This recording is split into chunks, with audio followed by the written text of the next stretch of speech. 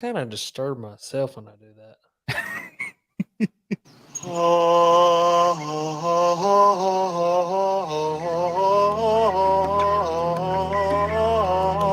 Alrighty then. Stuck him in the head with a crankbait's what's happening. Now I'm about to rip it out of his head. There he is, above me. I'm so sick.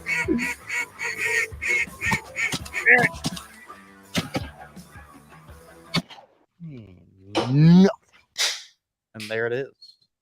And tonight we're with the guy who stuck the crankbait in my head, Mr. Alex Rudd. I got it out though. Yeah, you did. You did get it out. I'm pretty sure you put it in on purpose so you could Man. get it out. Let me tell you something. There's probably been a couple situations in my life where I thought, if I take one more step back, I might be able to jerk a crankbait out of somebody's head. And there's enough derangement within my mind that I might just do something like that. Well, we talked about it earlier. If you watched the video, we talked about it earlier that day when you did it. I mean, I You said joked about it, and then there it was. there was. Yeah, that was fun. It was a good day. That was It a good was. It was. Well, how you making, Bone Gang? And welcome back to the podcast that is inconsistent, and I can't seem to get consistent every week. It's been actually a month. It was May 29th since the last live that I did. But I have trouble finding guests. I have trouble remembering to look for guests. So therein lies a problem. I just scheduled out my whole entire July and the first week of August for my podcast. So Oh, I'm the look at same me. way. I'm responsible. Listen, no, I'm the same way. I've missed the past 3 weeks in a row. So I mean, it's all good. Like I really try to be as consistent as possible, but like I don't know. I think the podcast would be so much easier to make. Okay, let me back up a little bit. This is coming from a guy whose job is to make sure that there's a podcast every week. But there's been a lot of things going on. I was out of town 2 weeks in a row, so that's kind of actually 3 weeks in a row. So that's the biggest reason why there wasn't a podcast. But that being said, like I think the whole like in-person podcast thing is so like much more available or not available, but like easy to do because then you're like forced in a time and a place. Right. You know what I mean? But I don't know. Yeah. I'm neither here nor there on. Yes, I understand. Yes. Yeah. Mhm. Yeah. If I didn't have a full-time job on top, no, I'd probably still be inconsistent. Who Yeah, will you lie would. to you? Trust me. Yeah. Trust me. You would. Yeah. Well, uh, today we're going to be talking about the main topic of today is going to be outdoor outlaws. And I got the idea. We have a local guy, Don Dubuque. Yeah, almost lost his name for a second. Don Dubuque. He's a local media guy. Every Saturday morning on a local radio station, he does just an outdoor show for like 2 hours, and he crushed that Dr Pepper can. But he does an outdoor show. Like he talks to all the guides, the local guides, and everything. Gets the fishing game reports and such. And Mhm. then he does the bad boys of the outdoors, where he reads some of these things where people got in trouble doing things they weren't supposed to do.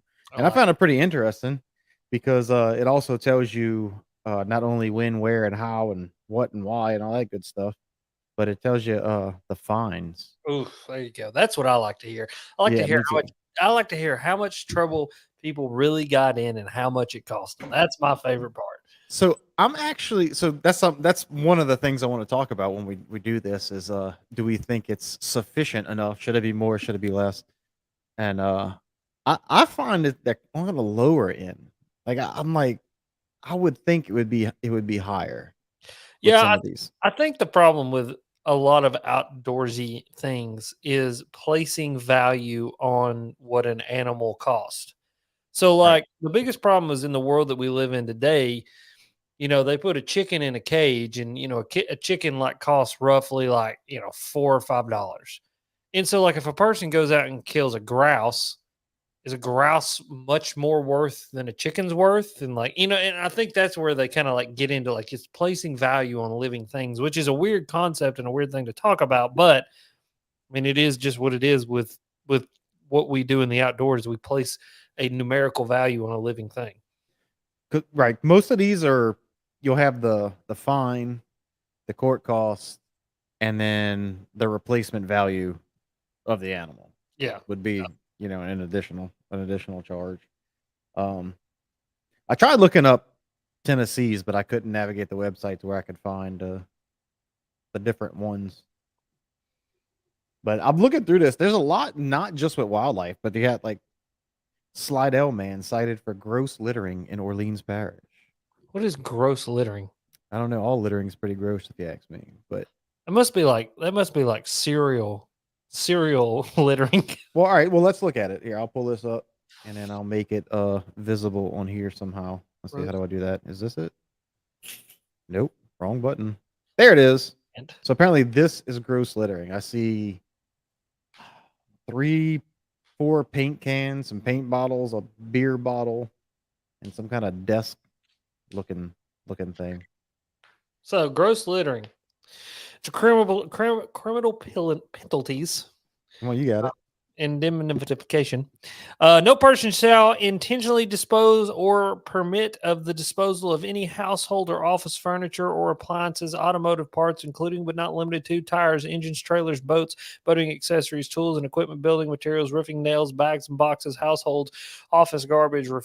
Refuse upon any public place of the state, upon any private property in the state not owned by him, upon property located in rural areas in the state not owned by him or any other waters in the state, whether the vehicle otherwise including but not limited to any public highway, public right-of-way, public park, any beach, campground, forest, land, recreational area, trailer park, highway, road, street, alley, except to when such property is designated by the state by any of the agencies and political subdivisions of any disposal of such items and such persons is authorized by the such property owner in such purpose.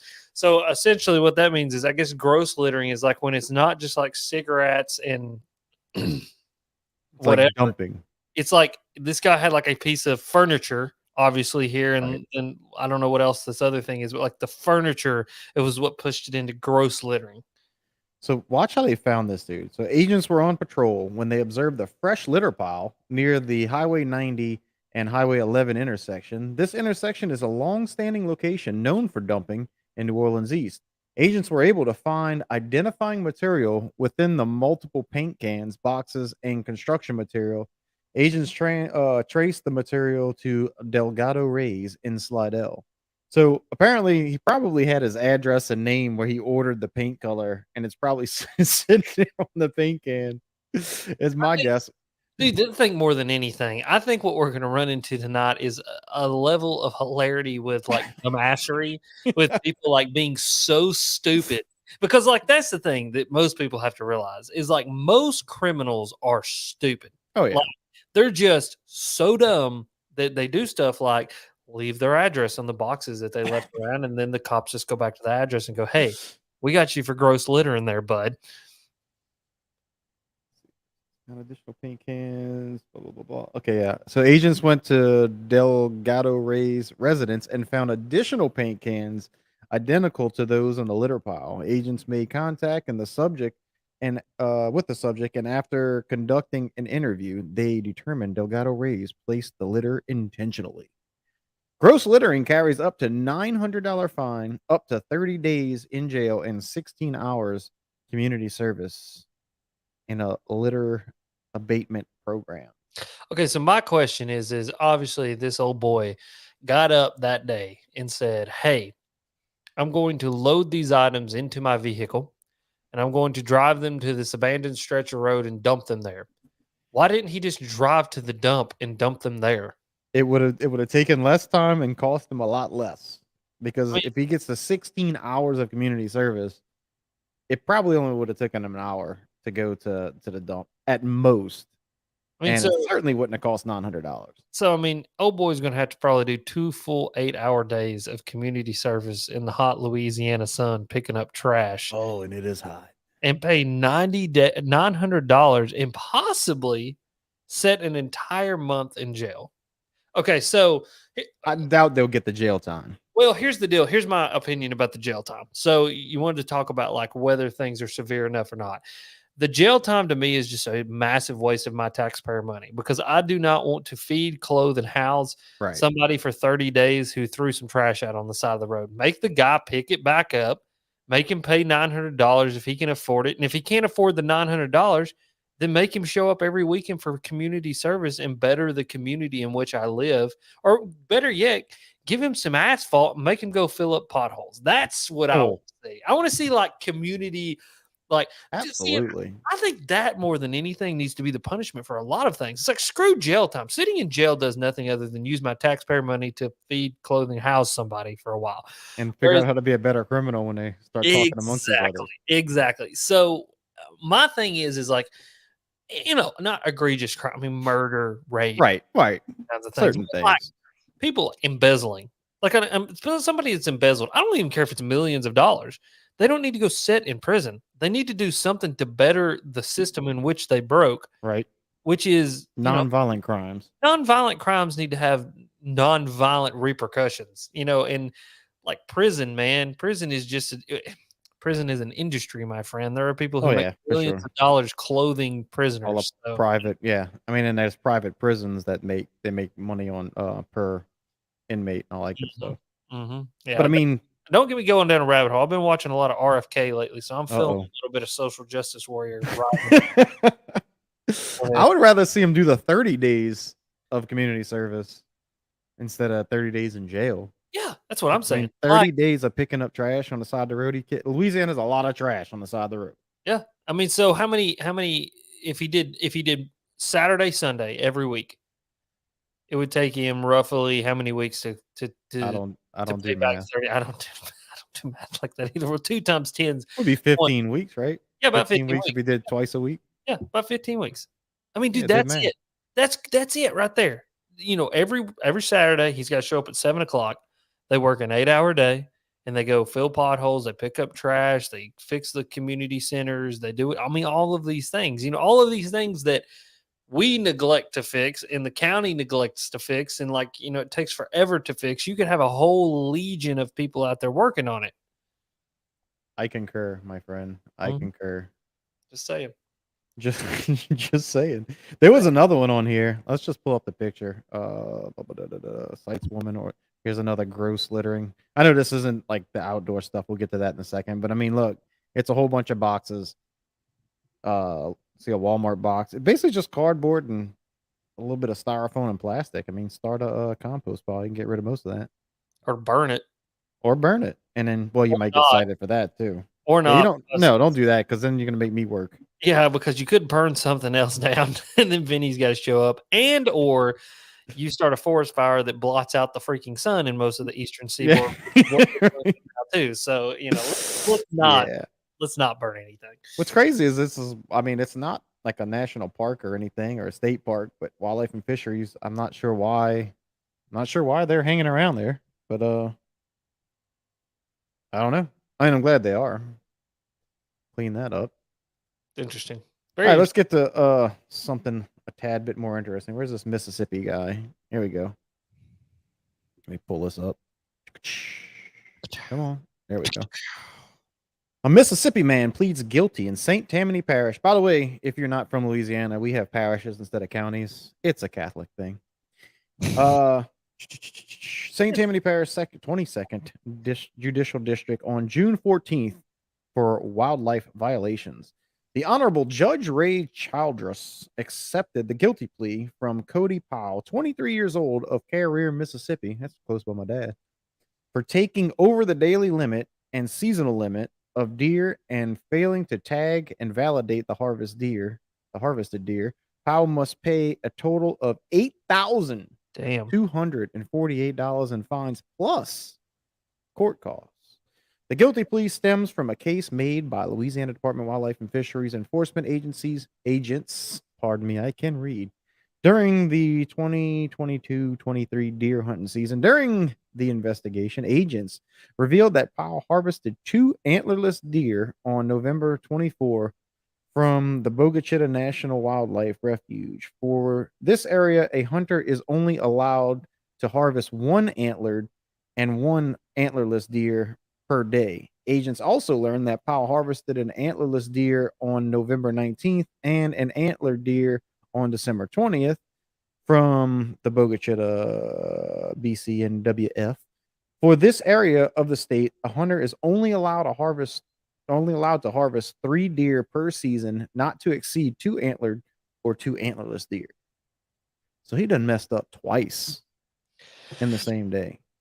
It's interesting. I mean, so he killed too many deer in one day. two deer that were not of regulation. Actually, no, he killed one deer. He killed one too many deer in one day. One deer, one of those deer being outside of the regulation of being unantlered, and then on a separate day killed another two sets of deer. One of those again being illegal. So essentially, So, they're ba- popping they're popping him for $4,000 per deer plus court cost. so yeah, the problem is the first two deer he shot, he was fine. He got the antler deer and an antlerless deer, which he was allowed because it was on two separate days. Even if that was on the same day, it looks like he would have been all right. So he got those, he was fine. But it was when he messed up and he got the two antlerless deer. So basically, so two does on the same day is where he messed up. So I just wonder. I wonder if this was. So here's where I start to struggle with these. Is like I would love to see this person, and I would love to see like what. So the guy pled guilty, right? But like, what was the intention? Was it? Oh man, I've screwed up, or was it? I'm going to egregiously break this law because I think it's stupid. Like this almost sounds like a I jacked up kind of thing because I mean it says that Maybe. you're not to harvest more than 3 deer or exceed 2 antlered and 2 antlerless deer. So I mean, like, if you're stupid, let's say this guy's a little stupid because I mean we deal with a lot of dumb people on here on YouTube and around the world. I mean, I'm not joking. Like, you would Oh be yeah, I know. Bethany's entire job is to literally to just deal with people being dumb and not reading things. I mean, and so this dude could have read the law and he could have been like, "Oh, I can kill 2 deer a day just as long as the antlers and not antlers and go out there." And then he went out there and he killed them because he's stupid. And so it's like, I wonder how much his stupidity played into this and like how smart this individual is. Uh, he might not have read the rules, but I mean, you can tell if it's an antlerless deer, if it's a doe or a buck. I Yeah. mean, Oh, so he didn't mistakenly shoot two does. He intentionally shot two does. So now the only thing, so I don't. He's from Mississippi, so I didn't mean it that way. But yeah. in We figured it out. in Mississippi, I'm pretty sure they can shoot. Well, I don't know. I'd have to look that up. But they don't even have a tagging system, which is ridiculous to me. They have limits, but they don't have a tagging system. So you can lie and just shoot as many as you want, I guess. So like if he was going to do that, why didn't he just stay in Mississippi and not tag his animals? Well, then maybe there too, he goes to a different state, not Thinking understanding it's the same reading. laws. Yeah. And see, and that's kind of the weird issue around state to state regulations. Again, if you're a dummy, because I'm telling you, dude, like I think for the general like amount of people, probably people that listen to this podcast, you guys are probably all very All smart individuals. all three of them. All 3 of them. You all can articulate probably the rules and regulations and the things that are put in place very, very well, and you can read and you can understand. But then you've got to understand that there's a whole population of people that cannot read. And if they do read, they don't comprehend what they're reading and they don't ascertain as to what the information they just read means to their life. And so, old boy probably just went into Louisiana and thought this is just like Mississippi and just killed whatever he thought to kill and thought it was good because he just did. I mean, I got a feeling like I'm painting a picture in my head that this guy is like camo ball cap driving like an 87 Ford truck. And he was like, "Hell, son, I didn't understand the damn. I mean, I read them damn regulations and this shit just ain't what I thought it'd be. Man, I don't know, man. And just damn, I guess I am guilty." And like, and then that was it. And then And he pled guilty, yeah. and then they pinned him for 10 grand and they went on with their day. They're like, "Got this dumbass." The thing is and with a human being like that, does that person pay that back? Like, I guess they garnish their wages or whatever, but like, I just, you know what I mean? Like, there's always criminal charges where you see like, $30,000 in criminal charges. Well, like if the person doesn't have a job, how do they pay Right. $30,000 in criminal charges? Payment plans, I reckon. Make a loan. It's $50 a month until you figure that crap out, boy. And that's when you should be doing community service to pay it off. There you go. And that's what I'm saying. See, and this is like a non-egregious, non-violent crime. I mean, obviously, he killed 4 living creatures, but all at the same time. It's a deer, not a person either. So Deer, it's an animal, not a person. Yeah. That's a big difference. I mean, I respect all living things, and Yeah. and so on. But it's not a person. Well, I mean, figure out $8,000 worth of community service and to let them get to work on it. Yeah, like $15 an hour, Mm-hmm. just like Until a he pays it job. off. Yeah. Yeah, There you go. 20 years. 20 years down the road. What's Shoot. the next one? I wonder why they don't have like they don't say nothing about him losing his hunting rights or anything for a while. See, and I think that ought to be another punishment. I think that baseline punishment is you get your right to hunt and fish stripped away from you.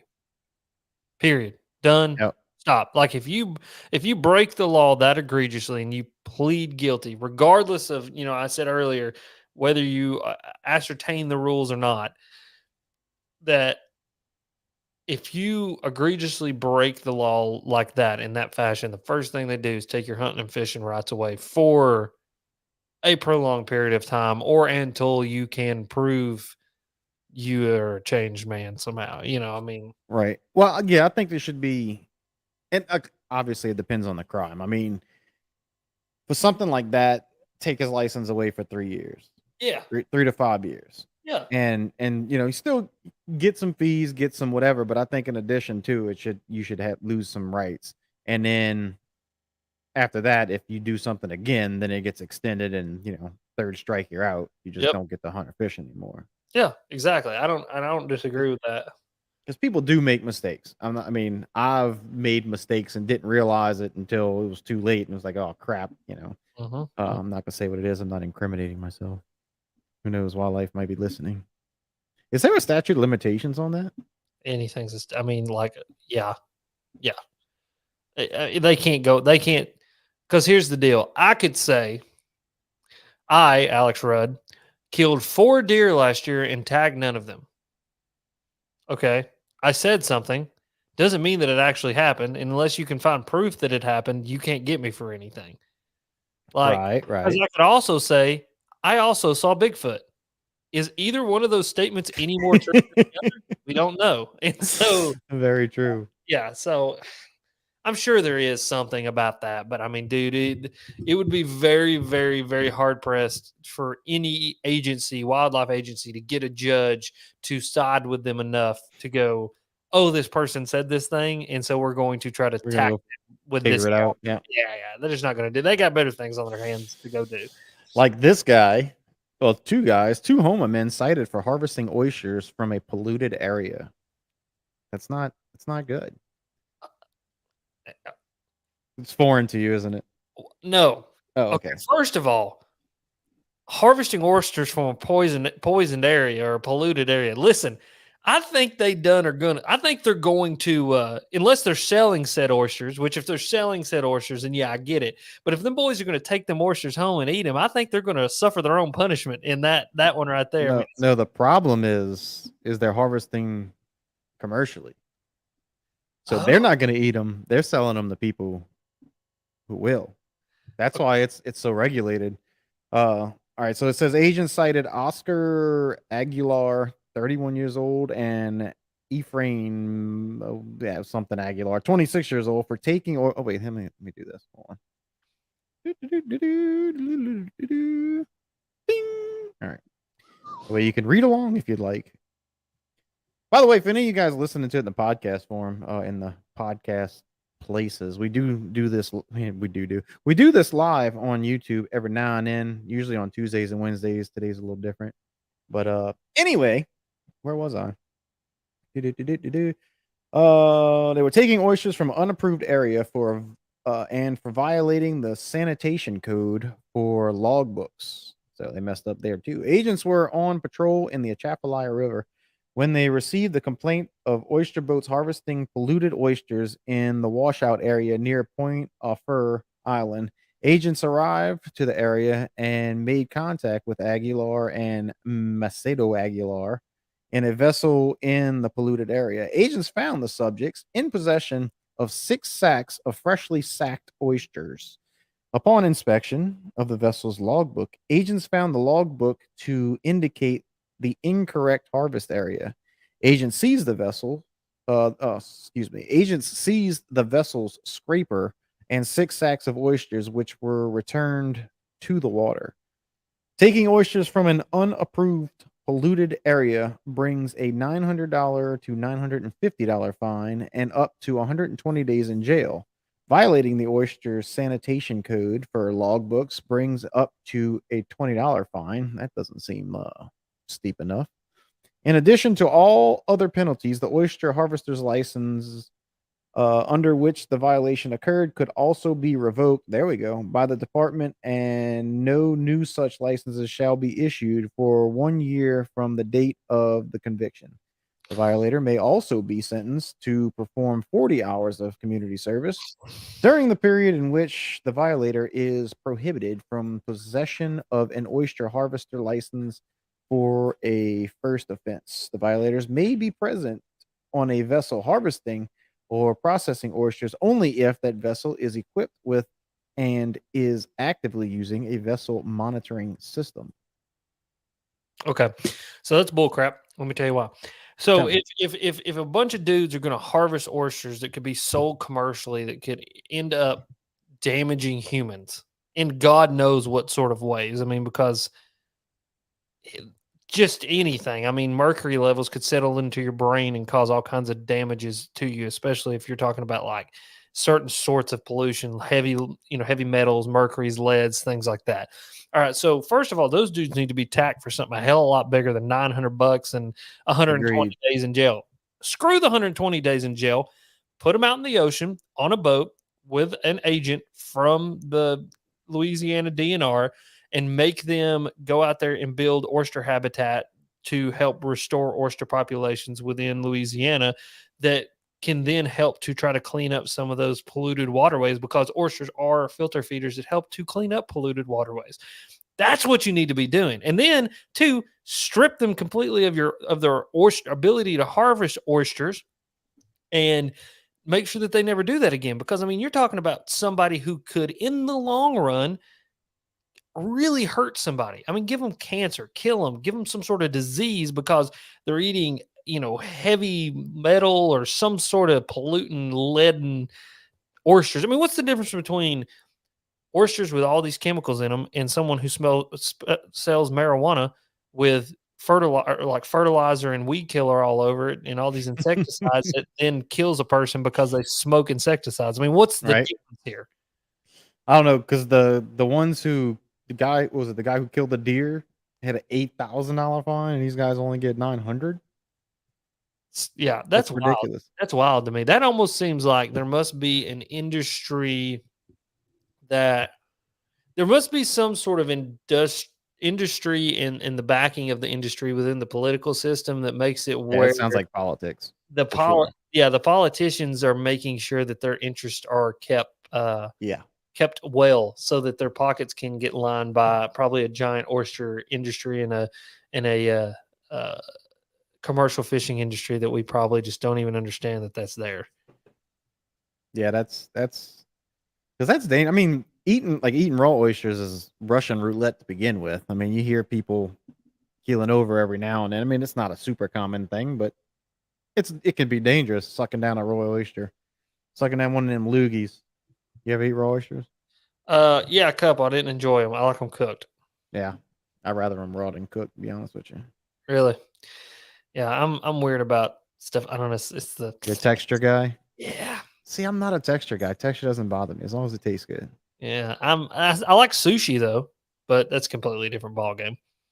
Well, yeah, I do love sushi. Sure. But yeah, no, that's a weird one to me, man. I just feel like that there's I just feel like anything where you see this could harm other humans other than the humans that were doing the thing, but we're not going to do anything really too harsh about it because money.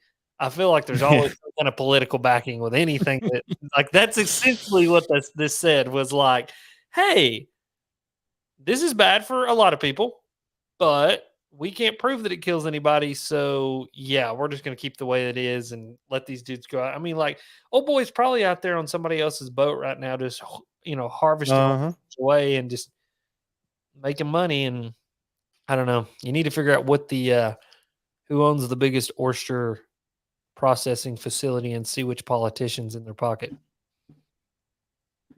All right, I looked at this one earlier. This one's still on the news. I haven't heard anything lately. Um, yeah, it's the same one. Let's see.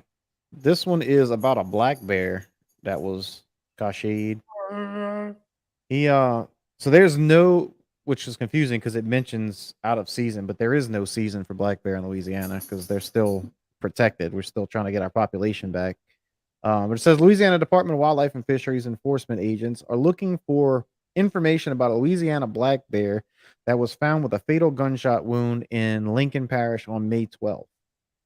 LDWF agents and biologists responded to a report of a dead black bear off Millie Road in Ruston. Agents and biologists found the deceased bear on the night of May 12th, and it suffered from a gunshot wound. Well, now we're just repeating ourselves. Anyone with information regarding this illegal killing should call Louisiana, blah, blah, blah, blah, blah.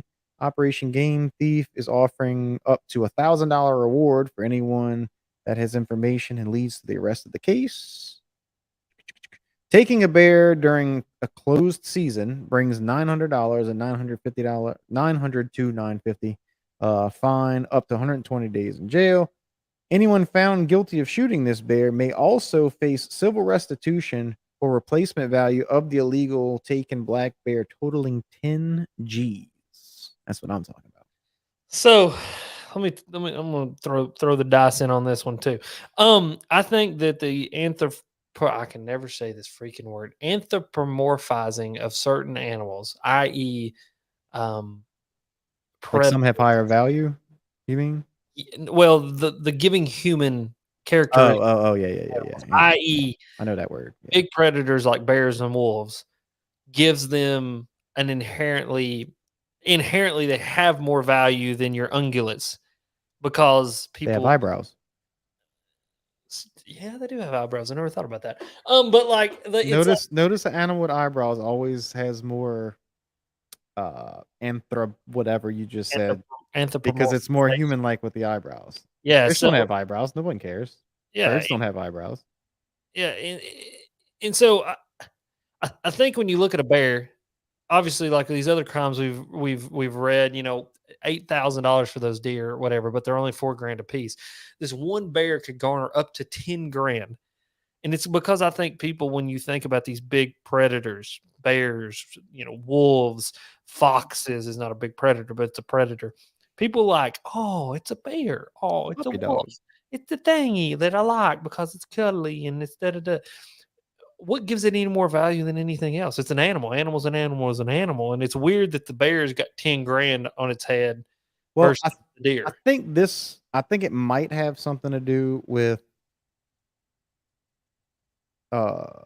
they're protected maybe because and it might be a population thing too because killing a bear and killing an extra deer is not the same thing because there's far less predators than there are prey, and the bear is already, struggling in Louisiana. I mean, we're doing a good job. They're coming back, but they're still a protected thing in Louisiana.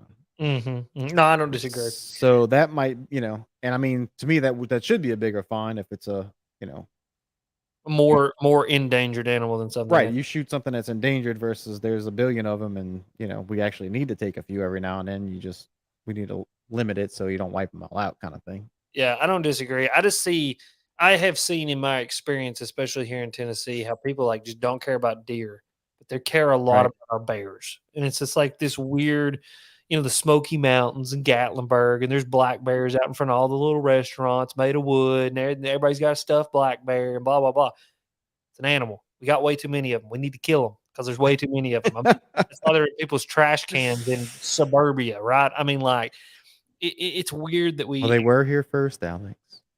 Yeah, yeah. Here's the deal. Here in that statement within itself, we've been here for a long time. And like we're here and we're not going anywhere. So unless someone wants to nuke us all and kill all the animals with us, we're gonna be here for a long time too. I mean, so Uh, well, they're actually so update June as of June 2nd, they're offering $6,000 reward now. They really want to find this person.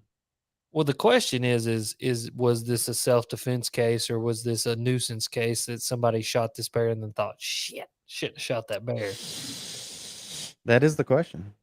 I mean, That would be because the question. So, if some bear's trying to eat my cat, I'm gonna dump some double up buck into him and see what happens. uh, my dog maybe. I don't know, cat. You know what I'm saying? With chickens. I'd rather the bear to live than the cat. Hey, I'm not so exactly a cat guy. rabbit hole, more like Yeah. a coyote hole. So the other day, I'm mowing my yard, actually weed eating after I mow my yard. Dead middle of the day, 1 o'clock.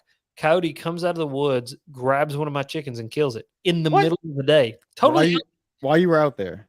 while I was out there weed eating with the weed eater in my hand, 20 yards away from me, I see it come out of the woods, grab the chicken, and run back up in the woods. I walk inside, I grab my shotgun, and I tried to crack him, but he was like way too far up in the woods. I still slung one at him just to try to get him. But like, yeah, yeah, I had to wring the chicken's neck. It did drop the chicken. I did scared enough for that, but dead middle of the day. And so I got to doing a little bit of research. I thought, why is this coyote dead out in the middle of the day? And because I thought, well, maybe it's got rabies, but it's way too healthy looking, big, healthy looking coyote. Like it didn't look like it had anything wrong with it. But what's going on? All the turkey poults and the fawns, deer are dropping fawns, and all the turkey poults are being born. So the coyotes are out in the middle of the day just walking around smoking turkey poults and eating fawns. Hmm. So if you got your dogs and your cats outside, folks, right now, be careful. Yeah. Or your Yeah. chickens. Yeah. I mean, if it's just one, you don't really have to worry about your dogs too much. But when them suckers pack up, dude, that's when you gotta. Well, I mean, unless you got a little dog My like bad. yeah, like Bobby, little Bobby. Yeah, Little coyote gonna take Bobby. yeah. I Yeah, told you need to start. You get a trapping license, man. Start trapping. trapping. Hell, I'm gonna collapse that thing's head in with a 223 here before too long. I hate coyotes, man. I love killing them though. That is like literally frog fishing in list of favorite things.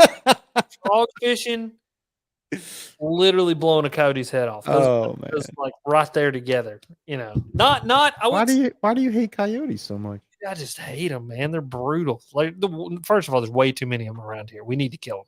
Oh yeah, there's a lot around here too. Second, they are brutal pet predators and just brutal nuisances. One of the most disturbing things I've ever seen happen in a semi natural environment is I watched a coyote pull a calf in half out of the body of a cow. So like one half of the calf was in the cow, the other half was out, and the coyote had enough boldness to walk up and grab the calf and was tugging on it enough that it got it caught up in the mama cow and ripped the calf in half. I Jeez. then freehanded it with a 270 at about 200 yards, and he didn't go very far after that. So yeah, Yeah, I'm gonna be trapping them this season. I love trapping. yeah, Yeah, you need to. I'm telling you, you need to get you a few traps. Go put them in your. Oh, jeez, that got loud. Did that get loud on your end? yeah. It went loud just like that did. That was a lot. Jeez, I hit the button while I was scratching my arm. But anyway, yeah, man, you put some traps out and they'll work all night for you. You don't even, and then you can still shoot them in the morning when they're because they're trapped. Then you're gonna dispatch them or whatnot. But speaking of chickens, I got 6 chickens now, man. Heck yeah! What kind of chickens you get? I got the rock bar or barred rock and 3 of them and 3 brown leghorns. Nice old foghorn leghorn. I say that, son. That's nice. So Well, I'm coming to find out that my Rudd roamers are not Rudd roamers. I was no, lied to. No, that's completely different. I got something completely different because I Google Rudd roamers and they're red and they're dark and they're very robust chickens I got are not dark. They have speckles kind of on their tail, and they're just not as robust as I believe them to be. But I'm waiting. They said they're slow growers, so maybe they get a little bit more growing to do, and they'll molt off to a darker color. But right now, I don't think I have Rudd roamers. I think I've got like Ted's chickens or something. I don't know. Yeah, so like I'm my chickens are kind of multi-purpose. So I'm gonna start with the eggs. Let them lay eggs. I'm gonna see how I do with that, and see how long I can keep them alive. And then eventually, I'd like to get dual purpose chickens that get big enough to eat, and I'm gonna just reproduce them and eat some chickens. And the other thing is to lure predators in nice and close like, so I can do some trapping around here. Get some Yeah. furs, get some Fur. meat. Yep, Are you- I eat me a raccoon, boy. I'll tell you what. I would not eat a coyote. I'm gonna try it. The next one I get. The first one I got, she's mounted, staring right. Well, actually, she's staring at me right now. Clotilde over there in the corner. But yeah, the next one I get, I'm gonna try to backstrap just because I got to try it. I mean, I tried possum, probably won't do that again. Possum's crazy. Raccoon was pretty good. And then obviously Nutra is fantastic. Beaver is freaking delicious, and so is Bobcat. FYI, Bobcat tastes like pork, but not quite. You know that Chinese pork that comes in a pork fried rice or whatever. It's Yeah, like that's actually pork. Well, right, Bobcat. That's what I'm saying. I'm saying if feral, if house cats taste like bobcats, then I think that's where the pork comes from. probably. Just Yeah. saying. And then Yeah, beaver tastes like beef. Actually, yeah, very similar to back beef. in the day, trappers preferred to eat beaver and bear over deer. Oh, no doubt. I I mean, would. yeah, they would eat the beaver because of the fat, and the bear because of the protein and the fat. And that's where we get the saying a buck. A buck is because they would sell all the deer hide. They would sell the deer meat, and that's how they got, a buck was the value of a value of, Really, yeah, a value of amount. I think it was a value of amount of meat that a deer would provide. And so they would sell or barter with the deer, and they would keep the bear and the beaver for themselves, and that's what they would eat. really. Mhm. Yeah, that's where Learn something new every day. yeah, yeah, yeah. So, hold on. Where did the term buck come from? Just so, its origins to the American colonial period, where deer skins or buckskins were commonly traded for goods. So they would trade a buckskin for a buck. It would be a buck, and then that's where we got the reference to the $1 bill being a buck because it was worth about $1. Interesting. Very interesting, huh? Yeah. Huh. Very, very, very interesting. Thank the Meat Eater podcast for that one. That's where I learned that. Good. I like the Meat Eater podcast. I think well, Love my buddy Frank told me about it, and then you said I should really start listening to it because I'd like it, and I love it. It's nice. Yeah, it's so good. It's so good. Yeah, Meat Eater's good stuff. They got a whole network of stuff. It's not like a promoter for them. I have no affiliation with Meat Eater, but they do have a whole network of shows. Bear Grease is pretty good too. They're a lot better at it than I am. That's all right. That's all right. Hey, random question. Green or blue? Oh crap. Green. Back before the war broke out, I was a saucier in San Antone. There you go, little Robert Downey playing an African American man. I got to figure out how to make that louder. Laser. Le who? The her. There. I love it. I feel like Freddie Mercury holding this microphone like this. You look like Freddie Mercury. Just kill a man. What a I'm good trying to find another one. They got like a bunch of different things in here. Like you got to kind of sift through them. Like agent cite 2 men for oyster. Oh, another oyster violation. Vinny the Vincent Verdon then near down blew a man's head off for touching his dog. Got some drug and weapons charges. There we go. Now we're talking about a good time. Let me hear that. Agents cited Anthony Martin, 38, and of Moores, I don't know where that's at, and Raymond Daniel, 35, of Pasadena, Texas, for illegal carrying of a weapon. Martin was also arrested for operating or driving a vessel while impaired. You dummy. Possession of cocaine, possession of a firearm while in possession of cocaine, operating a watercraft while under license revocation, intentional littering. They're just hitting this dude with everything. Failing to comply with personal flotation device requirements and failing to comply with boater education requirements. Daniel was also cited for possession of marijuana. Agents, what happens there is when they get you for something like cocaine and a weapon, they're gonna just they're gonna tattoo you. No. What happened was What the heck? they pulled him. Oh, dang. Was that a little reverb? How'd you do that? Dude, there's auto tuning on this thing. What board do you got? I want auto tune. What they call this thing? Monocast. It's like a cheap little. That's cheap. Cheap. So no, here's what happened. Was they pulled old boy over. They go, you got cocaine and a knife. You got 1 pound of Colombian bang bang taped under the front seat, and it just called the heat. So you better get to going. No, so they pull the guy over. He's got some cocaine and a knife. He takes a swing at a cop, and these cops go, all right, you done screwed around. You're gonna find out. Because it's a 1-to-1 scale. You F around, you're going to find out. So he F'd around at a 10. He's finding out at a 10. And now they've they threw the book at old boy. Yep. But yeah, dude, cocaine. Agents, like, listen, there's levels of okay, so there's you got some weed. Oh, man, he's got some weed. You got a lot of weed. Probably going to sell that weed. Damn, that's a lot of pot, man. You may be a drug cartel. Then he has cocaine, and it's that's a whole nother level of you're in the drug cartel and you're doing things you shouldn't be doing. I don't see an amount. Agents were on patrol when they found Martin operating a 14-foot vessel with Daniel as a passenger.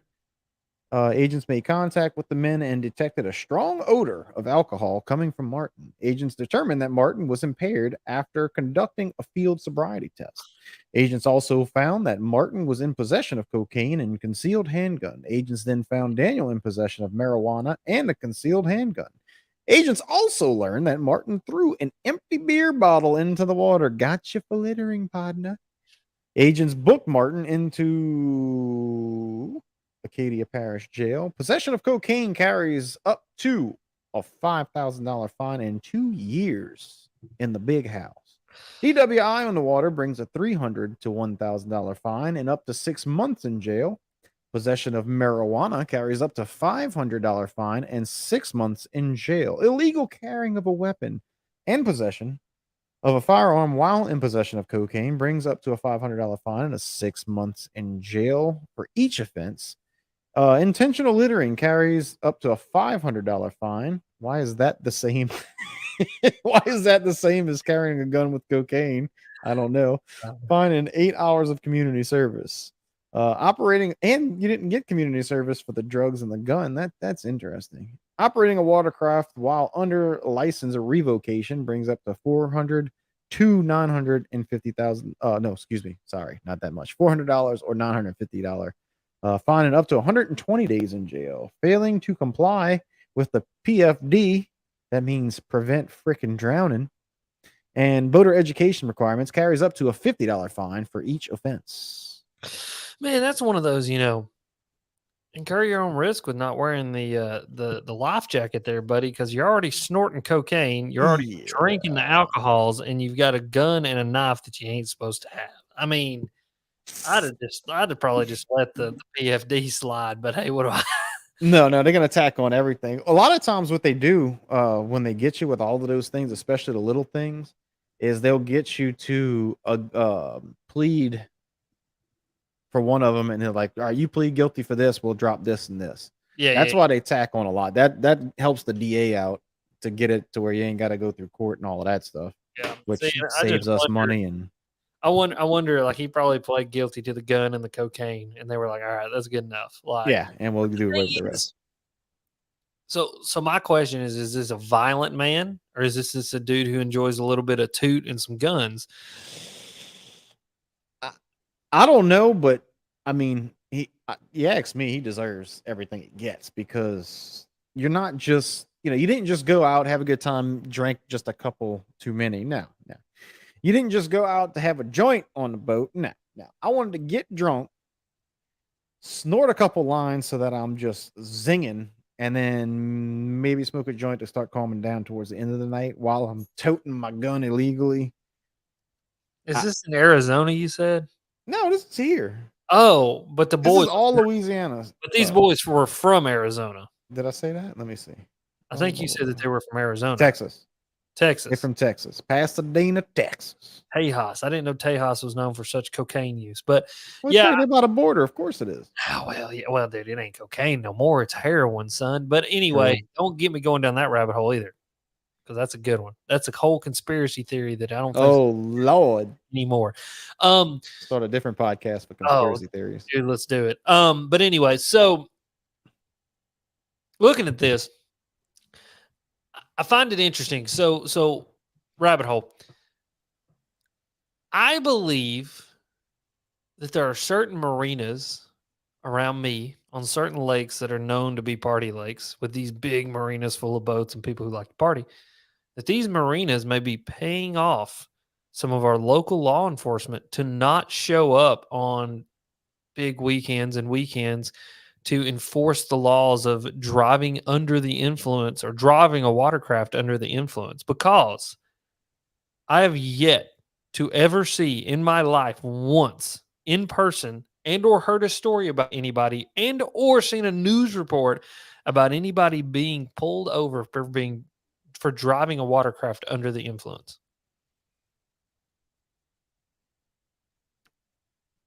Wait, say that again.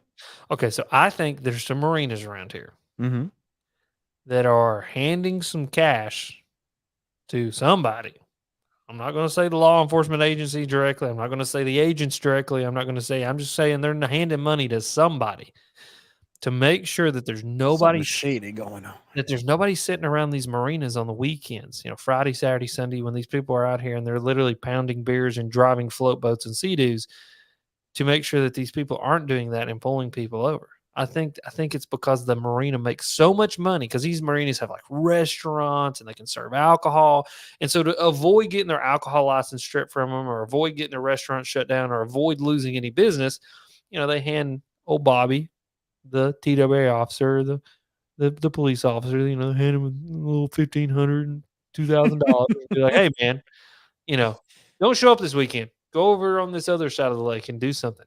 No, if it's something like that, it's not going to be the officer. It's going to be the politician who talks to the one who's over them and saying, "Look, lay off the lake this weekend. We got a little party going on." Yes, think about it. Think about the amount of money, not only through taxes, that some of these places could probably make, but you pay off some politician, Gary the politician. You go, hey, Gary, I heard you like to get your wiener touched. And, I wonder if I know somebody to touch your wiener. And then, Gary goes, yeah, I'd like that. And so this guy, this dock owner, this marina owner, hires somebody to touch Gary's wiener. And Gary just happens to be, on city board. And next thing you know, ain't nobody showing up to the guy's dock on the weekends to enforce any sort of law, because old Gary the politician's getting his wiener touched. Wow. Freud was right. I'm just saying. You will never forget the sacrifice that Sweet Baby Ray's made to save your own life and entrust in your hands the future of human civilization. Did you ever heard the Cabot Sharp? I know this is just completely out of left field. Have you ever heard the Cabot Sharp Cheddar how to advertise commercial? I believe so. That sounds familiar. I'm gonna have to find it and play it on. I'll have to put it on my soundboard because it is the most fantastic thing ever. Yeah, that sounds familiar. It sounds like a really funny and familiar. I think It's I've seen hilarious. it. Yeah, Hilarious. Your boy down here, he says commissioners eating for free. Getting the wieners ate for free. That's what I'm saying. This podcast has gone down a terrible road. I am so sorry. I'm in a little bit of a mood anyway, and so there's just no telling what's going to come out of my mouth. Keep it PG. 13? 13. PG 13. Okay. Well, you get one F word for every PG-13 movie. Do you? You do. You get one F word. Got to use it right, but you get one. Oh, Lord. Agents cite 2 subjects for shrimping violations in Terrebonne Parish. Let's see what a shrimping violation is. Agents cited Keith. I don't even know. 61. Here, let's do this. I forgot about this part. There you go. Keith. Can you see that? What is that? How do you even say that? Where at? What am I looking at? Keith S. What's this dude's last name? Eshite is what I would. Eshite. Agents cited Keith Eshite. Oops, sorry. I was going to read it. Let me read Do it. Go ahead. You got this one. Agents down. cited Keith Eshite, 61, from Montagut. I don't know. Montague, and Keely Vice, 49, from Tylertown, Mississippi, for using skimmers during the closed season and using oversized skimmer nets. Agents were on patrol at 12:50 a.m. What a strange specific time to be on patrol. On March 7th in the state offshore waters south of the Terrebonne Parish near Oyster Bayou when they observed a skimmer vessel actively shrimping in closed waters. Agents made contact with Eshite and Vice on the vessel and found them in possession of 1,453 pounds of shrimp. That's a lot of shrimp. Agents seized the shrimp and sold them to the highest bidder. That's interesting. They also the agents seized the shrimp and sold them to the highest bidder. And pocketed all the cash. And they pocket that sounds very corrupt. Hopefully that money went back into conservation. They also seized 2 oversized skimmer nets. Using the skimmers in closed season brings a $400 to $950 fine up to 120 days in jail. Using oversized skimmers carries a $250 to $500 fine and up to 90 days in jail. Agents participating in the case were Sergeant Gerald Sander and Corporal Brent Herbert. Listen, Gerald and Brent, we're going to be subpoenaing your bank records very soon to see if there were any deposits for large amounts of cash for approximately 1,453 pounds of shrimp that may have been seized and then sold to the highest bidder. That's interesting. Usually they say it's donated, like the meat's done, but I guess 1,400 pounds of shrimp is a lot of shrimp to be donated. A lot of shrimp, dude. I mean, 1,400 pounds of shrimp, that's almost as much as my truck weighs. I mean, like, that's a lot of shrimp. And I got to do this real quick. Say that guy's last name again, Brent. Brent Herbert. Hebert? All my Louisiana people are laughing right now. Yeah, how you say that one? A-Bear. Oh. I would have never guessed that. Yeah, well, you wouldn't. A-Bear. There you go. Hey, Beard. Yeah, that sounds really, really Frenchy. That one's an interesting one. 1,450 pounds of shrimp. That's a lot of shrimp. I don't think that I can wrap my head around what 1,400 pounds of shrimp looks like. That's quite big. It is. Man, I need to get more some better buttons. I only have 8. I have 8 presets. I have 8 as well. Oh, yeah, I got 8. But I can do 16 if I pull it up on my computer, which I probably need to do that and like have them all labeled and everything. So, yeah, it's fun. It is fun. That one's weird though. Yeah, 1,400 pounds of shrimp. I'm guessing that would fill my truck bed completely full of shrimp. What I find interesting is they don't charge them per pound or whatever. Because I know, like, if you kill ducks, if you kill over limited ducks, I can't confirm this, but I was told it's like $600 a duck. Woo. Over the limit. I guess it's really hard to kind of. I mean, how prolific are shrimp? You're using big words. Say, define prolific. Like how much? Some of us aren't school teachers. Okay, I'll put this in very simple redneck terms. You ready? How much do they screw, and how many babies do they make after they screw? I don't know. I mean, there's a lot of shrimp out there, so yeah. So that's probably where it's like one of those things. It's like, the value, right? Like the value of the life of a shrimp is obviously much less. And then too, it's like, yeah, but still, you would think 100 pounds. Every 100 pounds is a different charge. An extra charge or something like that. I mean, yeah. Let's say that every 100 pounds is $100. So right. It's $1 per pound. I mean, at 1,500 pounds, they're going to owe $1,500. Right. I mean. But I guess if they sell them to the highest bidder, I guess they're getting more bang for the buck selling them to the highest bidder, and then all that money goes back into conservation. You know what I mean? Hopefully that's where it's going. I mean, I have no idea. Yeah, I'm assuming it is, or into wildlife and fisheries to pay the officers, because I mean, I think our licenses is what pays the law enforcement officers. The interesting, very interesting. Officers. I think that's where it comes from. One thing that's always interested me is the federalization of waterfowl. And I would love to know where the federal money for waterfowl goes. Like, is there a system that you can follow for that to see, like, is it going back into Pittman Robertson, back into state funds, or is that just like a federal tax? Well, So you buy a duck stamp, a federal duck stamp, which Mhm. is where the money goes for the federal, and then you also like Louisiana also has a Louisiana duck stamp. You don't get a stamp like the federal duck stamp. Mhm. Of course, they changed a bunch of stuff now. I think it might be included with your hunting license now. I'm not sure. It might not be a separate thing, but I think that's where they divide it. So you still getting federal and state funds separately. You But know, it is fascinating to me that each state has such a complex set of outdoor based regulations, especially around hunting and fishing. And yet, us as hunters and anglers probably, in my opinion, are the shining example of a city on a hill of what the interaction between citizens and government can look like, and mhm. how a system based in laws and money can work in a way that benefits everybody.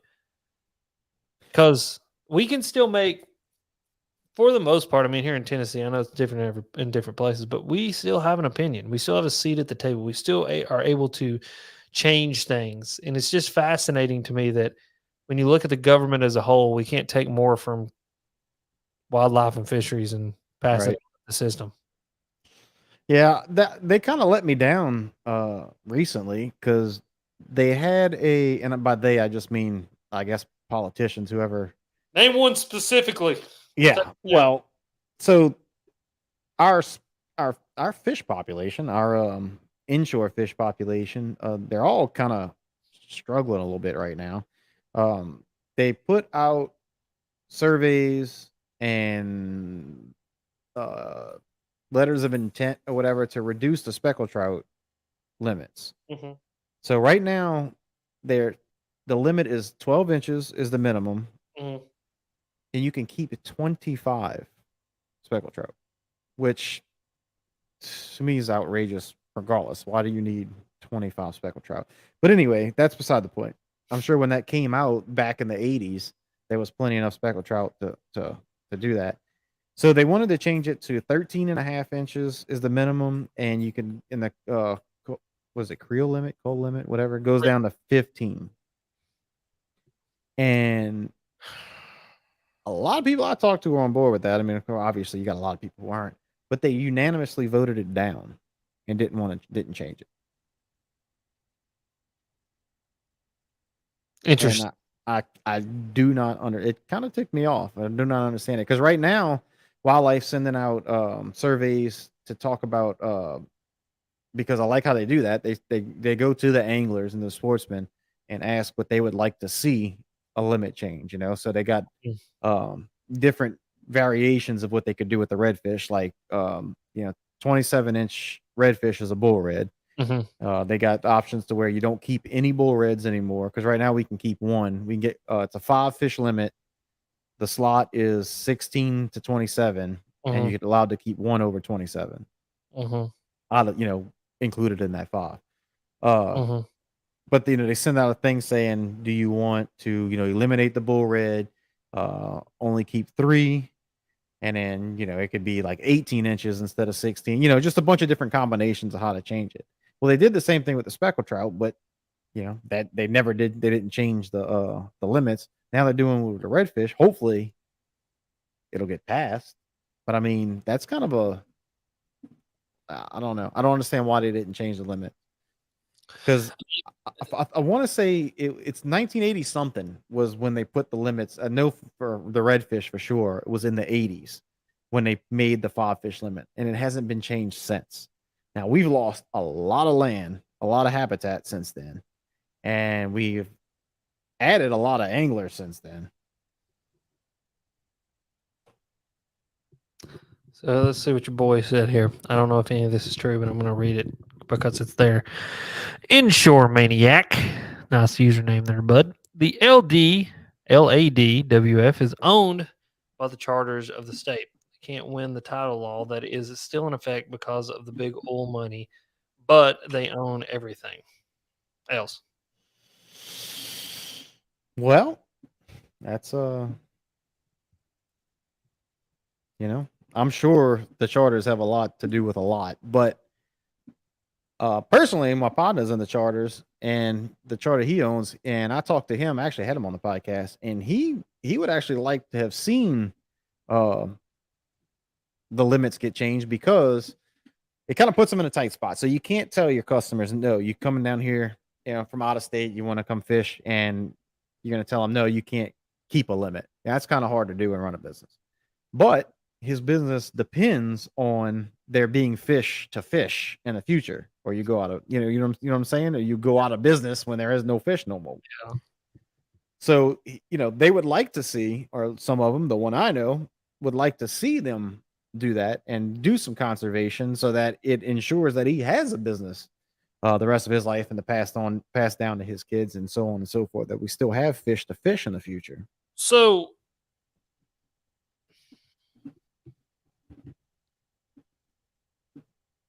let me think about this for just half a second here. Let me gather my thoughts before I speak. I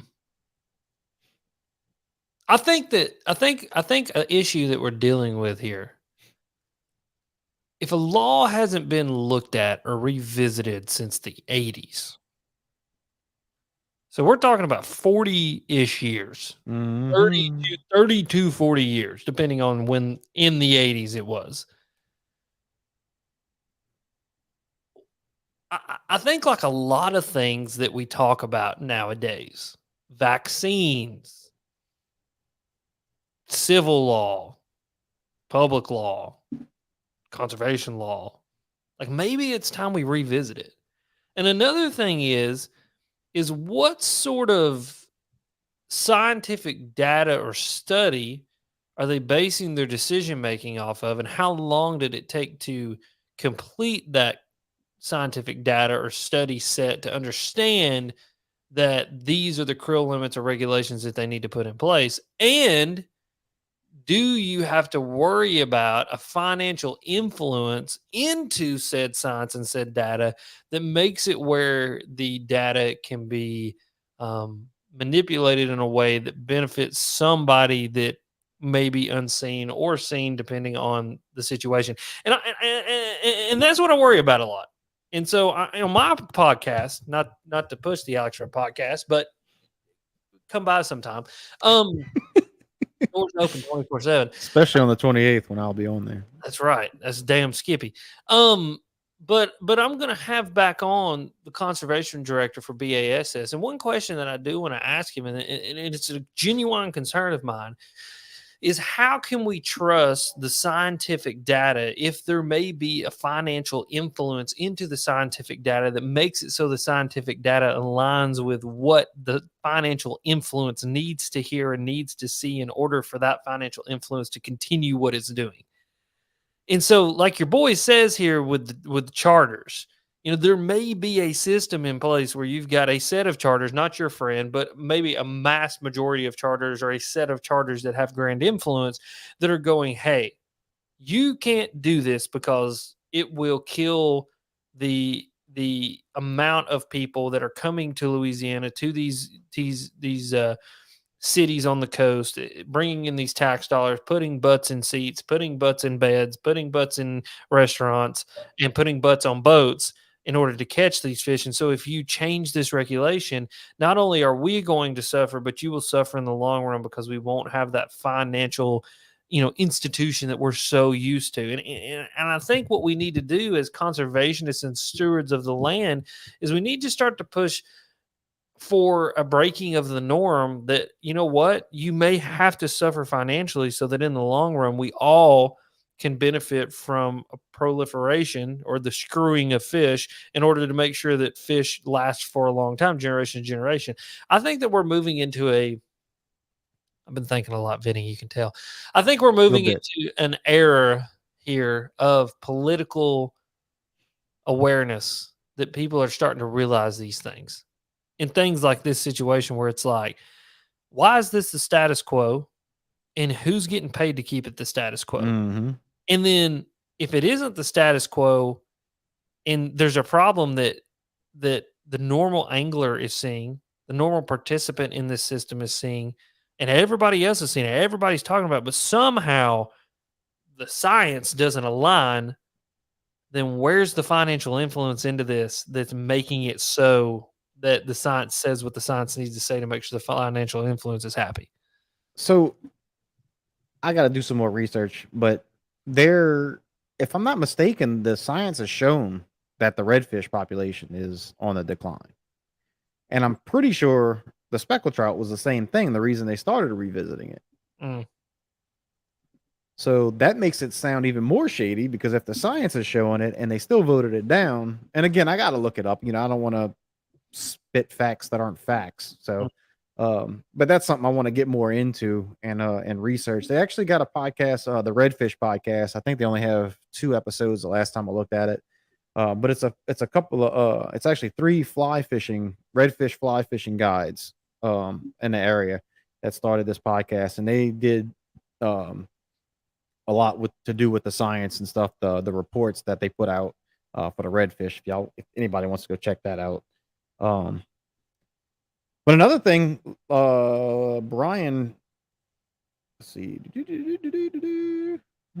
yeah, Brian mentioned the pogie boats. So Bogey. Menhaden, I guess you know what those are. Like Menhaden, like bait fish. yeah, those big bait fish. Yeah. So that's a huge forage for our inshore species, and Louisiana has the most lenient laws for these pogie boats. I mean, a lot of these pogie boats are from like China. They aren't even local. Yeah, they're not even United States companies. And we know they can literally bring their nets and scrape the beach with them here in Louisiana. They don't have a minimum distance that they have to stay away from the shore. They can just come and just take, and then they have a certain percentage of bycatch that they're allowed to catch, which is astronomical. And that's another issue that we're fighting here in Louisiana because the boats will leave Mississippi, leave their waters, and come over here because there's no laws. Basically, it's like the Wild West over here, just scraping pogie and all the. The federal government is broken. Well, that's the state. The state needs to pass those laws. The state government's broken too. I don't know if you know this, but Louisiana is pretty much known for how corrupt our politics are. Buddy, I swear, I'm telling you, I've been on a little bit of a tear lately with all this shit. And I mean, like, I'm so, I don't even know if I'm emotionally invested into it, or maybe I am. I don't know, but it's like I've seen so much corruption lately, like so many situations where Americans, not America, Americans, me, you, the normal dude living his life, paying his taxes, is getting screwed so hard, and it's crap like this, like a Chinese company or a foreign company. Period. Screw if it's China. Screw the Chinese, not the people, the culture, right? But like. If those people can come here, a foreign company can come here and they can scrape the beaches and deplete our natural resources while also having the ability to have a certain amount of bycatch that can turn out to be redfish, stingrays, dolphins, sharks, and all your little things that you want, your sea turtles. Oh, got your sea turtle. Well, imagine a Chinese company brings a sea turtle on the boat and it kills it. Yeah, they don't care. Because our government has gave them the ability to and the right to do whatever they want to within our waters. Like, but the thing is if that was some other foreign country, let's say Russia come in here, we'd have freaking World War III. But because somebody's getting their pockets lined, it's okay for that company. Dude, I'm sorry I've turned this into a damn rant. But I mean, like, it's broken, man. It drives me crazy. So this will be a call to action. All right. So obviously I can't personally stop these pogie boats from. Well, I mean, I guess I could, but not without getting shot or arrested. Stop these pogie boats. But we have dynamite. We do have dynamite. That napalm you were talking about earlier. Like the Joker said, he just needs a few bullets and some gasoline. That's it. No, but so like I can't change the laws for the your limits, like the fish limits, right? But since I understand that there's an issue, I'm trying to change the mentality of you got to fill the box every time you go. So I'm not gonna take I'll stop keeping bull reds. I don't keep any bull reds anymore because that's your breeders. They don't breed till they get 27 inches, so they're not reproducing until they get to a bull. So I'm not keeping those anymore because that's my breeders. If I got meat in the freezer, I might not keep any of them. I started tagging fish, so I can go out, catch redfish, tag them, and release them so they'll, for research purposes. And I'm not saying everybody has to start tagging fish. I'm just saying, keep in mind, if you have, 2-gallon Ziploc bags full of redfish in your freezer, you don't need to go out and catch 5 and keep 5. You know what I'm saying? You know what I mean? Are you picking up what I'm putting down? Oh, I'm hearing it. I'm hearing it. Here's the one part I didn't like, that you can't change the laws. You can. And the Well- way that you do that is you be a squeaky wheel. You be loud, you be proud, you say the things that no one else wants to hear. And I can tell you that my influence here in Tennessee and the things that I've said and the people I've had on my podcast have made some changes. And it's pretty fascinating to see that when you're squeaky and you're loud, people listen to you. Now you may make some enemies, and that's fine. But these politicians and these people making these decisions, let's even strip the title of politician away. Anybody in a position of power that hasn't been voted there by me or has been voted there by me, who's getting paid by me and my tax dollars, is beholden to me. And so, that being said, we have within our rights, especially freedom of speech and our freedom to petition, to go and to petition and to say the things that need to be said. And the thing is, I think you would be amazed that with your influence, and I know you always like, well, my influence isn't that big. Your influence is plenty big enough. I mean, you got people here, and however many people's watching this and are in the comments that are willing to invest enough to be in these comments. Get these people to sign a petition. Get these people to email their congressmen, to email their state representatives, to email the directors of their DNRs, to have conversations. Go out, be articulate, be polite, but be stern. And when they have these public meetings, go in and ask hard questions. Because when you ask hard questions, here's the deal. I'm never there to I am there to stir the pot, but I'm never there to project my opinion on anybody. But I will ask a question that gets a lot of people thinking, and that's the thing. That's the only thing that I've been doing with my podcast and the conversations I've been having. I'm just getting questions asked. I just ask a question, and I sit back, and I let the person either articulate an answer back to me or fumble all over themselves. And normally, when they fumble all over themselves, is when people go, "Oh, like Alex may have a point here. This may be a problem." And then the Right. question starts to proliferate. And that's what's been amazing is the questions that I've asked have proliferated not only from the Alex Red Fishing podcast into videos, into TikToks, into Instagram. You should see the uprising of people within the TikTok platform talking about that we have to do something about tournament fishing. Now, I'm not saying it's totally me, but after Starting conversations. 100,000 odd downloads on a podcast, you would think that maybe some conversations that I'm having, some questions that are being posed are starting to change the direction of the conversation. You can do it. And I know you can. And I love the concept of, hey, we don't have to keep one every time we go out, especially when it comes to something like a redfish. It's not the same with bass. We got plenty of bass. We actually need to kill some bass and eat them because we've got way too many little ones. We need to protect the big ones. But in your situation, it's like, hey, we don't even have enough period in done Right. stop. Like there's not even enough here to hit our regulation or like hit the 5 fish limit. You're right. That was very postmodern American of me to think that and the defeatist mentality. But that's just something I'm not used to. Like I do want to start going to the Did you meetings. say the fetus or fetus? Yeah, either one. Okay, cool. Go ahead. Yeah. No, I do want to start going to like the meetings, all the meetings, the wildlife management, the political whatnots to try and do stuff like that. But I'm still learning. I'm still trying to figure out all of that. And maybe I'll get with you and tell me where I got to go and what do I got to do. But I want to get I want to get biologists on here. I want to get hell, I'll even get politicians on here that want to talk about the situation. Good luck with that shit. I've tried. They won't come on. Like they don't even entertain me. Well, I can probably get like a local one maybe that I'm thinking of, but I don't know. But anyway, yeah. So I'd like to start getting more conservation minded I'm trying to do that on my channel, on my podcast and everything, because I think it's important, man. It is. It is important. I think it's what changes the dichotomy of the political scene that we live within. And that's why I think I, for the first time in my adult life, and when I say adult life, from the time I was able to actually participate in the political system, for the first time since then, almost a decade now, over a decade, 11 years, I feel enthusiastic about the direction in which we're going because of conversations like this. Grassroots, podcast based, people with opinions getting on there and being able to have a long form conversation about those opinions in all aspects of life, not just the conservation, not just wildlife and fisheries, but the grander scheme of the direction in which we're going. I am so encouraged because these conversations are leading to actual like tangible changes, and that's beautiful because that is truly the most republic democratic Right.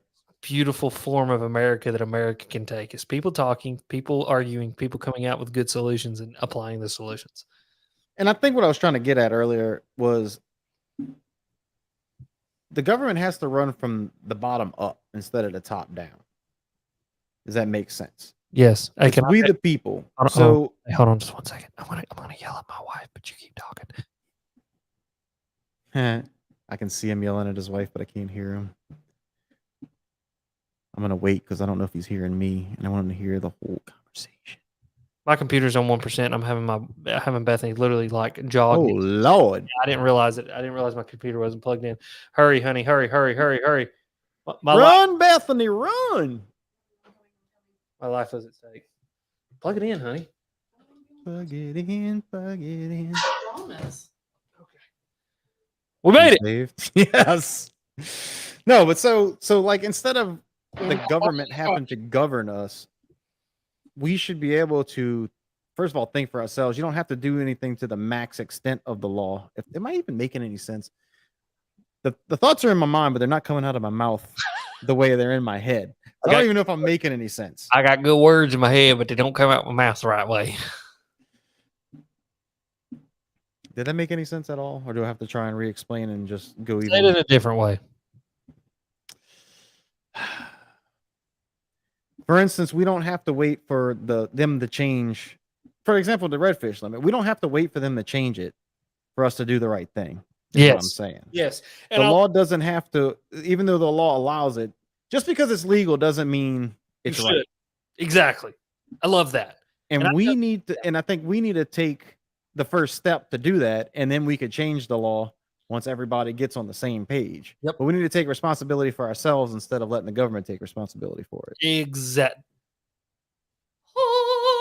And the heavens open up and the light rains down. Yeah, exactly. Like we need to take first personal accountability for ourselves.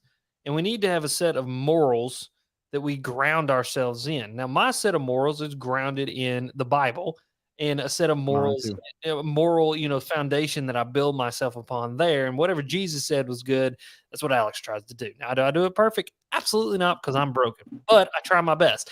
Now, that also being said, that moral compass that points us north in the direction that we need to be going, doing the right thing, regardless of what the law says, is so important, because I feel like if you've got a good moral grounding, number one, you're never going to be on the wrong side of the law. You're only ever going to be on the right side of the law. So if the law says you can keep 5, well, maybe because of your personal anecdotal experience with seeing a decline in redfish numbers in your area, you only keep 3, or you only keep 2, or maybe you don't keep any because your freezer's full and there's no reason to harvest. On the flip side of that, if the government comes out and they say, or a scientist comes out and they say, hey, man, we've had this giant algae bloom. The phytoplankton is exploding. These redfish populations have exploded over the past 10 years. We have a proliferation of redfish. And when you go out, dude, you can't keep from catching a redfish. Well, then you may keep a few extra than you need to stock the freezer, because you see that that's the good thing to do. Like, we have enough sense as human beings to see what is good and what is not good. And I think that when we take a personal accountability for that, and then we apply that personal accountability with a system of morals and a system of laws and a system of regulations that all should make sense and hopefully do make sense. And maybe within that system, we've helped to influence some of those laws and those regulations and those things that we've got in place. Then we have a beautiful system there. But I think it starts with what you said, personal accountability. And that's what I tell people all the time. Just because you don't have to pick up the trash at the boat ramp doesn't mean that you shouldn't. Pick it up. Throw it in the trash can. It's not your Red Bull can. I get it. It's not your Bud Light can. It's Dylan Mulvaney's. I get it. But like pick it up and put it in the trash can because that's what a good steward of the earth, of the environment, of the resource would do. This is what a good human would do.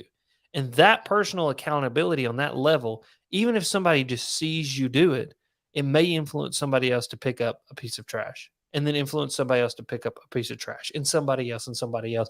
And then we make a dynamic shift in the point of view of everything through one small movement.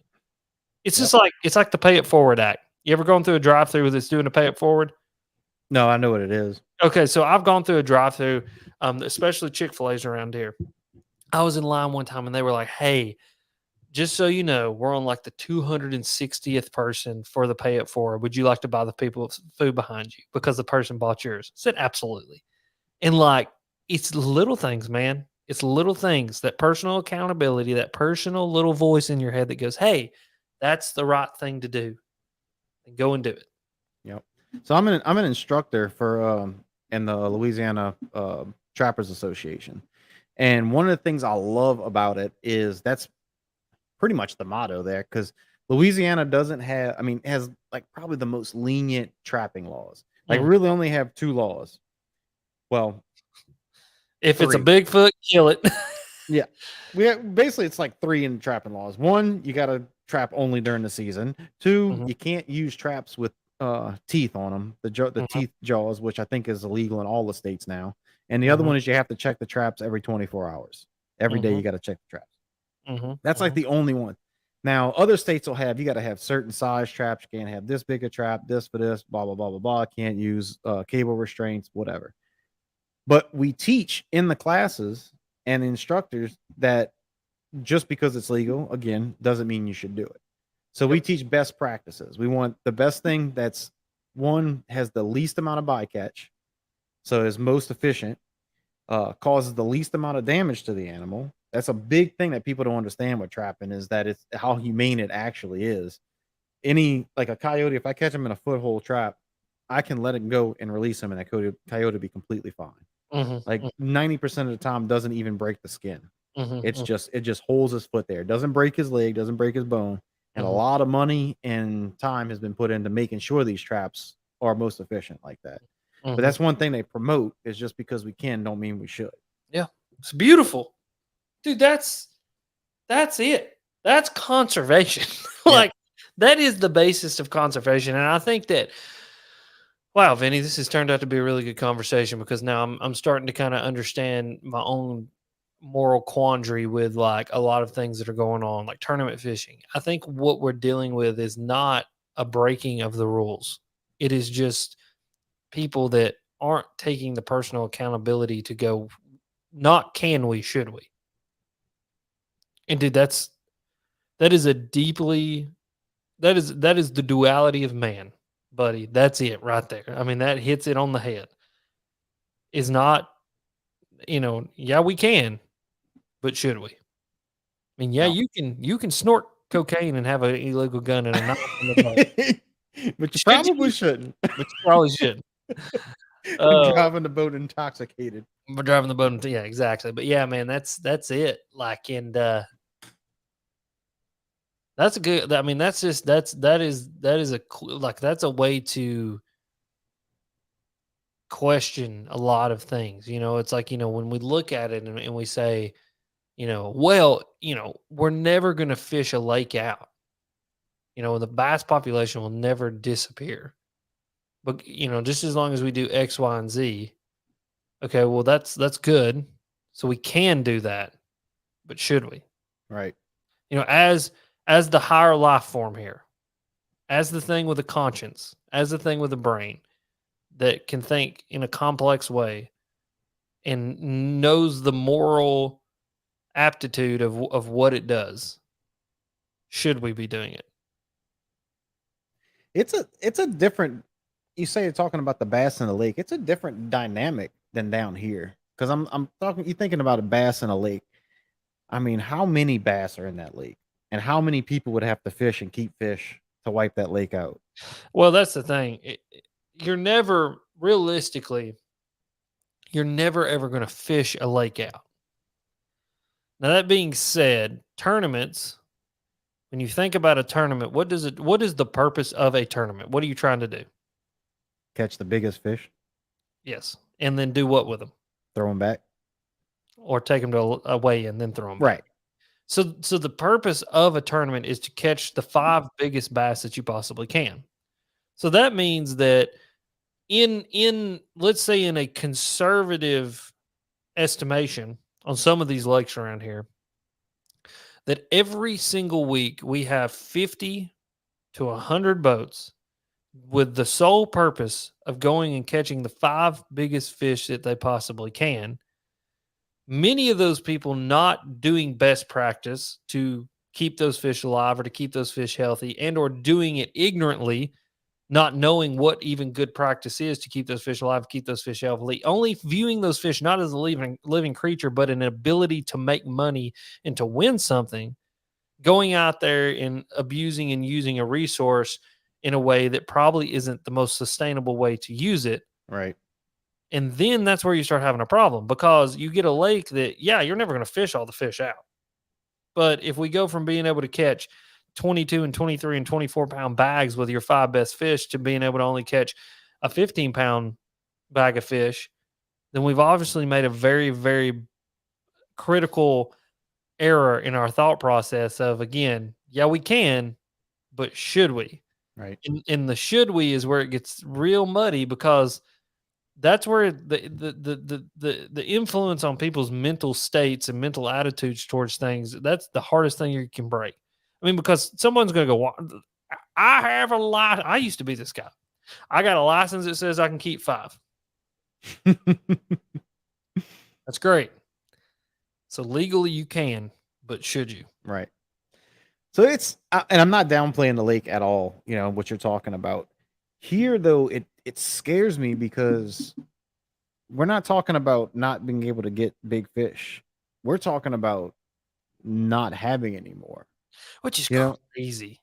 So in the inshore, it's the habitat, like I said, the pogie boats and everything, and we're talking about fishing them out and losing the fish, like So ways what a is way of what is life the down here. what is the threat level of that? So I don't know. That's something I want to get the more facts. I want to talk to I'd love to get an inshore saltwater biologist down here Mhm. on the podcast to just try and get deep down into it.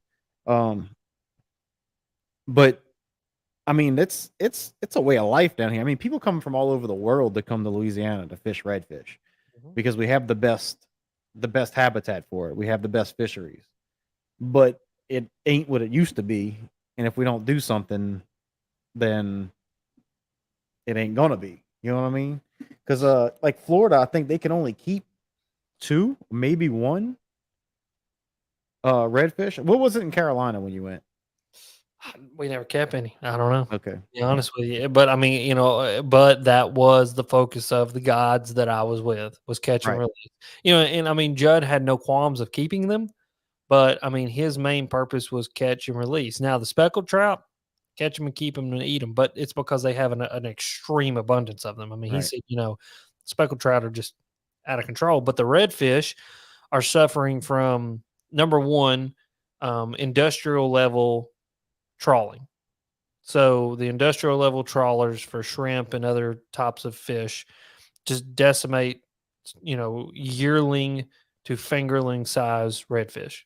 Hmm. So the redfish will spawn, the trawlers will come through, inevitable bycatch.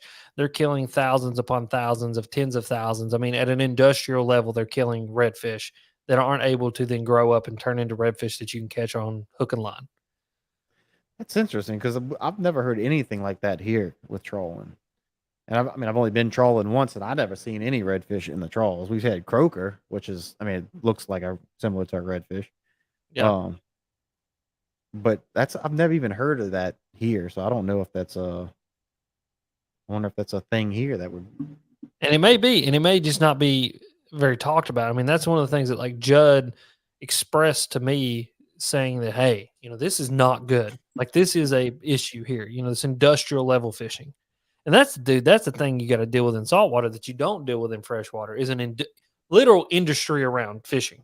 Right. Like, yeah, we got guides and there's tournaments, which I consider tournaments an industry around fishing that needs to be regulated more heavily than it is. But when you say industry around fishing down there, you're talking about commercial fishing. Mm-hmm. You know, this industrialized style of fishing that I think in many ways is like this is like 1930s, you know, what's the jungle? You know, like, you know, where you this who wrote the jungle? My lord, hold on a second. The Jungle by Sinclair. Yeah. What is it? Upton Sinclair. So the Jungle by Upton Sinclair. So the Jungle is just pretty much a firsthand account of industry in the 1930s, unregulated industry. You know, child labor, all that stuff. You know, Right. rats running over meat that's yet to be processed. Those kinds of things. I think what we're seeing here is a modern day version of that either gets a blind eye turned to it or there's just an ignorance level to it that people don't understand that this industrial level of fishing and essentially abuse and molestation of the environment is inevitably going to come back to bite us in the ass. Period. And so you only really see that in the ocean because the abundance levels of fish that we need and the fish that we like to eat and the things that we like to focus live in the salt. And so you guys may be seeing a lot more industrial level, you know, almost Upton Sinclair type things going Right. on that are so unregulated because politicians' pockets are getting lined by these companies that essentially keep Louisiana on the map. Because let's be honest, I mean, like, what industry does Louisiana have? They've got the salt and the oil. Yeah. You ain't And if it ain't sugar. and sugar. Okay, so salt, oil, or it's salt water, oil, and sugar. I mean, so those are your three big industries there. That's all you guys got. That's what the whole entire state runs on. And so, yeah, there may be some smaller industries, I'm sure, but whatever. Those Yeah, are your that's the majors. that's your big three. And so you gotta kind of take into consideration these industrial level things that are happening that it doesn't you can't regulate you have to regulate your way into it, but you can't almost regulate your way out of it either. You know what I mean? Because you got to be Yep. careful regulating your way into it because then you're stealing personal freedoms and things away from the normal person because that's the person they attack first. They don't go for the industry's nuts Right. because the industry's nuts is what's keeping the political system and the state afloat. They're going to go for the normal person. But like you said, I think that if you can make this almost grassroots kind of guerrilla warfare style, not to indicate violence, but guerrilla style, and meaning that small pockets of people making good decisions, making Mhm. the yes we should decisions, then that's where you start to see a difference. But I think that's one thing that maybe isn't being taken into consideration here that I would love. I mean, those are the kinds of quick hell have me back on and get this biologist on here because I'll ask him questions like that. That's like what I want to know. Like, are they fearful of a redfish population collapse? What is the main factor? And then when he gives me the main factors, push the question of is there any industrial fishing level things that are going on that are outside of your control? Maybe even from foreign entities that you can't control. Are you worried about those things diminishing the redfish population? Right. Those are questions you got to ask because Well, that's I'm interesting. trying to get like the CCA Louisiana to come on. I want to my buddy knows some of the guys. I'm gonna try and get people from over there. I'm trying to get like Tag Louisiana, the ones that tag the redfish, speckled trout, red snapper. Because there was a Wildlife and Fisheries was funding it for a while, but that ran out, and then now they're getting funds from CCA and partners to keep it going to try and keep the research going and everything. So So I'm trying, man. this is an interesting comment, and then I'm probably going to go to bed because I'm getting up to go fishing in the morning. So your boy Insure Maniac, he said every state has limits on their productivity. True, but you only have to go offshore so far before you're not in state limits anymore. Yeah. There's a documentary that I watched, and if I could remember what it's called, let me actually Google it real quick so that I can share it with you guys. Netflix documentary about overfishing. Seaspiracy. So seaspiracy, like kind of conspiracy, but the word is seaspiracy. So what they were talking about was, all these state agencies that are like just trying and trying and trying to help to regulate, and like you said, set limits on their productivity. But you go 1 mile over a line into international water, and they can do anything that they want to do. And you've got the Japanese, the Chinese, the European countries, American countries that are absolutely just raping the seas. They're raping Mhm. the resource, which affects a lot of those fish. Like a redfish or a tarpon or something like that. I think a tarpon, if I'm not mistaken, there's one of the fish that, after they're done spawning, they go some of them go back out and they get in deep water.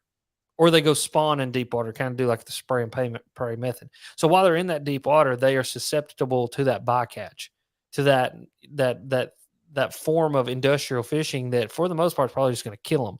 And like they were talking about in this documentary, it's fascinating, like that this trail of death and destruction that they leave behind them. I mean, you can smell it from miles away, from just all the dead fish floating, and like sharks and dolphins and all these things. They're just killing the shit out of them. And like the seagulls are there just eating them. And just, I mean, it's just this death and destruction and mayhem, but it can't be regulated because it's in international waters. Yep. So 3 nautical miles off of the nearest land is the state waters. Louisiana state waters extends 3 nautical miles from nearest land, and federal waters is 200 nautical miles into the Gulf. And that's the thing is, you go out there, there's fish that swim out there. There's fish that reproduce out there. There's fish that live a portion of their life out there, and they can be just as heavily used and abused as any other fish that's inshore. And then you got a state like Louisiana that allows these international industries to come to the shoreline too. Yep. I think and that's where redfish go. So they go in, they're inshore until it's time to breed. Then they go, when they spawn, they go offshore. There you go. And that's where them boats are going to scrape them up. So that's the breeders are getting, Yeah. And like a lot of this in the Seaspiracy, like, they were talking about like how, I think it was Japan specifically, or one of the Asian countries, Japan or China, I forgot which one. I think it was Japan, which I was surprised by, like, because Japan you would think is very modern, like they're not going to Right. do these weird industrial practices, but they do. That they would label something tuna, but it was like, yeah, there was some tuna. It was like at least 4% tuna, but the rest of it was like mackerel and kingfish and redfish and snapper and whatever. I mean, it's just whatever they could grind up in there. And there's like, nobody regulating that. They're just grinding it up like, like hot dogs. It's buttholes and elbows. They just grind it all up and shoot it into a tube. They were doing the same thing with like canned fish and different things like that. So, dude, this has been one hell of a podcast. This started off as like people breaking the laws, and we have gone into a deep, dark rabbit hole of political conversation, and I love it. One more fact before you go. To haul in their catch, Pogey boats dispatch 2 smaller boats that unfurl a 1,700-foot long net. They draw the ends together and fold the bottom of the net to capture the fish, which are then vacuumed into the mother boat. 1,700-foot long net. Anything that has the word motherboat, that sounds like aliens abducting people, and I'm not about that. They're abducting pogies. All All right, guys. Well, I'm going to let Alex Orange or Rudd purple. go to bed. Purple. I'd like to take this chance to apologize to absolutely nobody. That's perfect. You love Vinny, that one, I don't love you, buddy. Yeah, man. Same here, brother. Looking forward to seeing you over there in ICAST. Yeah, if I get in, I this is the hardest year that I've ever had getting into ICAST. What you mean? So I applied for my media badge, and like I have to pay. I'm not paying, but I have to pay for the media badge, and like waiting for approval and application. I've never had this much. I went to ICAST 7 years in a row. I've never had to pay for anything or apply for anything like this. It's the hardest time I've ever had getting into ICAST. I honestly did the application thing thinking there's no way I'm going to get in, and it just, boom, okay, you're accepted. I'm like, oh, sweet. I mean, I'm sure they're going to accept me, but I mean, it's just absolutely ridiculous. I don't know why this is ICAST. You should be ashamed of yourself if you're listening to this for making this. Now they're not going to let you in. Yeah, I know. Probably not going to. All right, guys. Well, that's going to wrap this one up. Look, if you know any biologist, anybody from CCA, anybody from Wildlife and Fisheries that would like to come on this podcast, send them a message, send me a message. If you want to see anybody on this podcast that you know, be good and informative, we can have good conversations. Let me know somehow, some way. But we usually do this live on Tuesdays or Wednesdays. Follow me on Instagram, or I do the post on YouTube to let you know when the lives are coming up. And if not, it'll be released every Monday after the live on wherever you get your podcast, wherever your podcasts are sold. Alrighty then. Alrighty then. Love Bye. you. Bye-bye. Bye.